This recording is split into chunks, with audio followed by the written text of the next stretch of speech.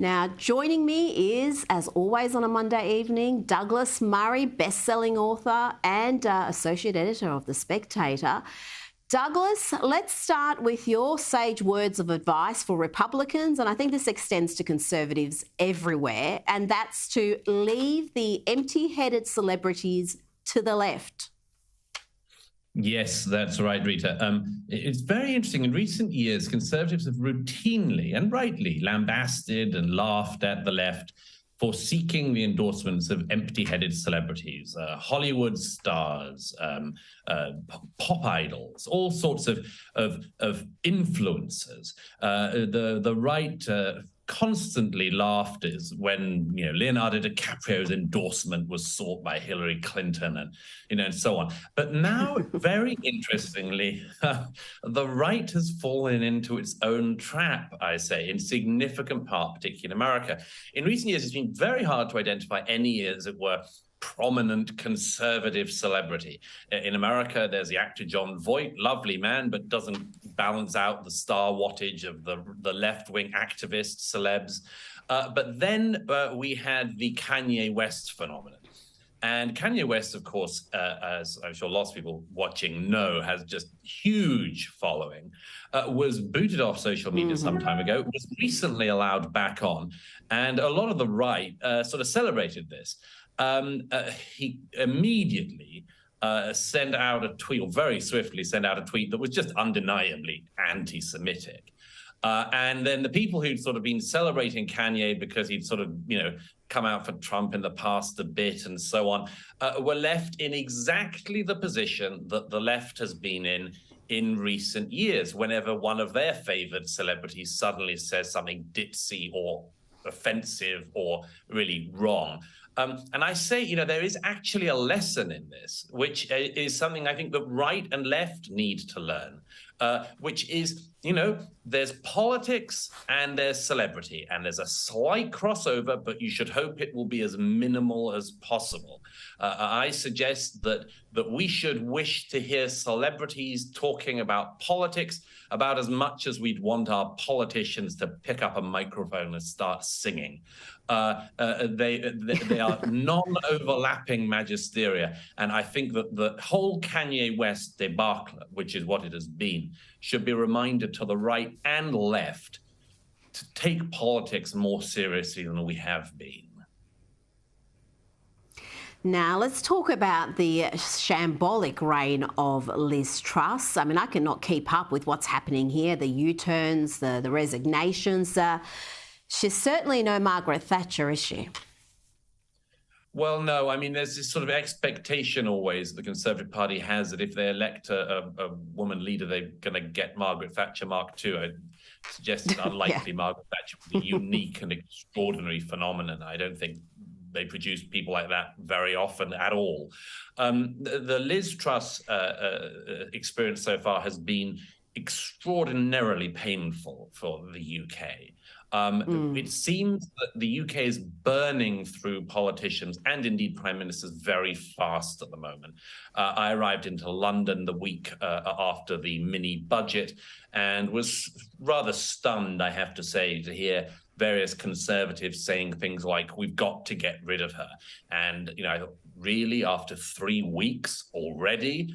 But there's a sort of disarray on the Conservative benches. They got rid of Boris Johnson, who, whatever his faults, got an 80-seat majority for the party.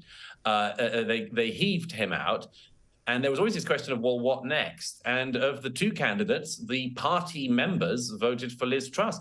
But her reign, as you say, so far has been spectacularly incompetent.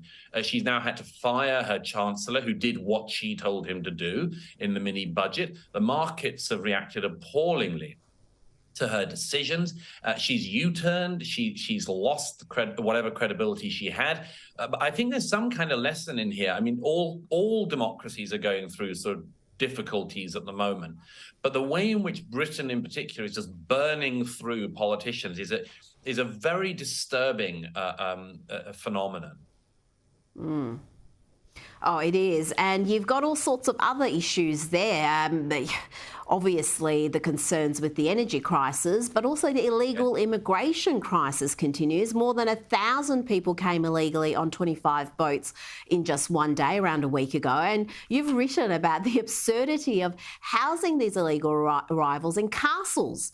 And ministers are now looking into renting the landmark Camelot Castle Hotel in Cornwall to house more illegal immigrants. I mean, this is just almost inviting more of this problem, isn't it? Of course. I mean, can you imagine, Rita? I mean, first of all, Britain's basically said, well, you know, if you set off from the French coast to escape the hellhole that is France, if you set off even a little bit into the channel, we'll send out our boats, our British vessels, to go and collect you and bring you in so that you're not unsafe. And then we'll put you up in a castle. It's hard to think. Yeah. People often criticize people like me on our views on immigration and say, you know, it's about the draw, and they deny that there's a draw effect, there's an attraction effect. I can't think of a bigger draw, a bigger attraction than to say, basically, it's fine to break into our country illegally. And secondly, by the way, we'll put you up in a castle. And amazingly, that's what the British government's been looking at. They're already housing at incredible expense illegal migrants in hotels.